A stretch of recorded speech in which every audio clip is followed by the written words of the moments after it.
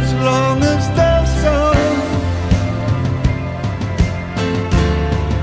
as long as there's sun, as long as there's rain, as long as there's rain, as long as there's fire, as long as there's fire, as long as there's me, as long as there's you. So now we're in Rotherhithe, kind of Bermondsey Rotherhithe. This is West Lane. This is where we live, and this is a very personal. All the paintings are personal, but this is particularly personal to me for so many reasons, and I'm going to explain why. This is the war memorial that I've been going here for 15 years or so, and I've been going partly because both of my grandfathers were in the First World War. We did it as kids. We went, it was something we did, and in recent years I've begun to question what I'm doing, why I'm going to this memorial, what I'm doing. It's about that generation. I'm paying respect, I understand that, but in the situation in the world these days, particularly with Ukraine, with Gaza, recent conflicts in the world, I've begun to wonder what the purpose of me being there is.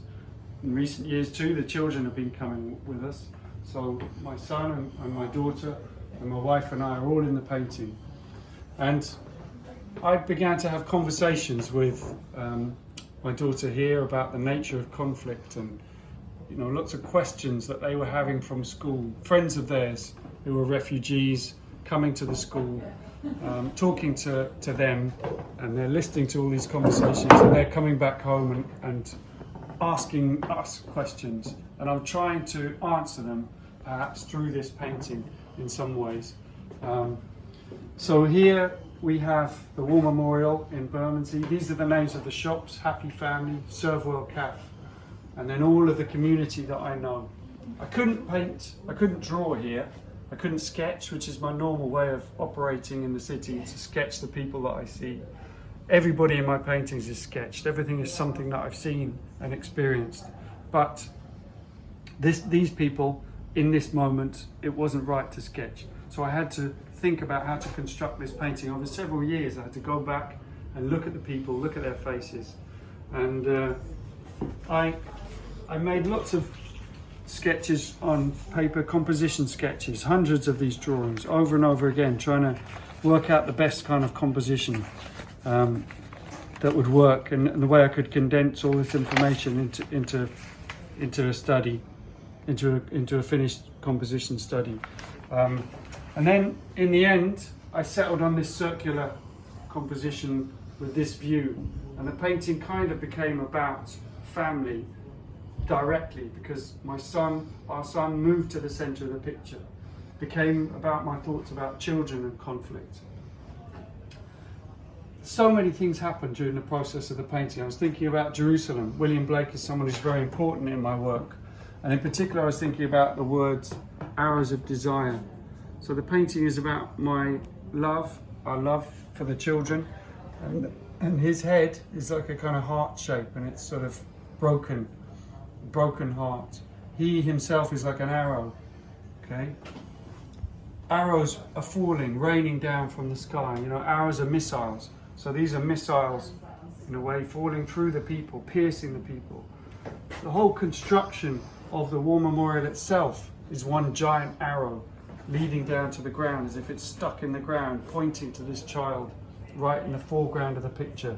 It's coming down. The painting is about all of those things, but it's got a deeper level too. There was a soldier that I found out about through the War Graves Commission website called George Mitchell. And there's George when he joined up to fight in France in 1914. He was born in 1988 on West Lane. So I wanted to find a soldier from West Lane. I wanted to bring them back to this picture, bring them back to this place. And I found George, and I put him in the painting.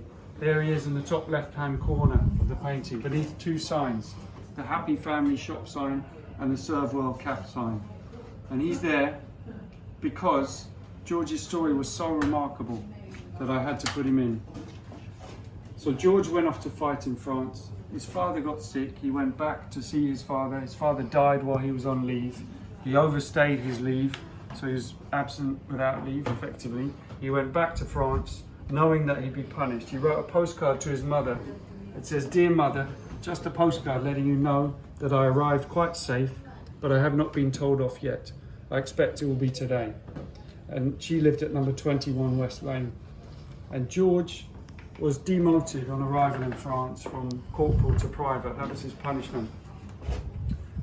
Now, you don't know that that's going to affect what happened to George next, but I imagine it had some bearing on the situation being a private. So George went off to the front again, and he was killed a month before the war ended, so in 1918. So that's the story of George Mitchell, and obviously it's a tragic story because of what happened to him just before the war ended, but it's also about all the other soldiers who are in similar situations, who perhaps died well before the war ended and are kind of forgotten about. So there's the hat kind of centre stage, almost touching the old soldier who's leaving the wreath and almost passing it down to the child in a way. So that's the painting. It's called Remembrance. It's as much about remembrance as it is about loss, I think. And I read something recently about Robert Macfarlane, the writer, that someone gave me a quote from him, and it was all about shimmering, and how shimmering is about things that are present and not present, okay? Things that are being and not being at the same time. So this fits really well with this painting because people that are not there and there at the same time are kind of remembered in this painting. So it's a really powerful painting for me to make. It took me 9 months to be able to compose this and put all of that emotion, all of those things that I was feeling into this painting. And yeah, West Lane, Remembrance, Rotherhithe, that's the painting, 2005.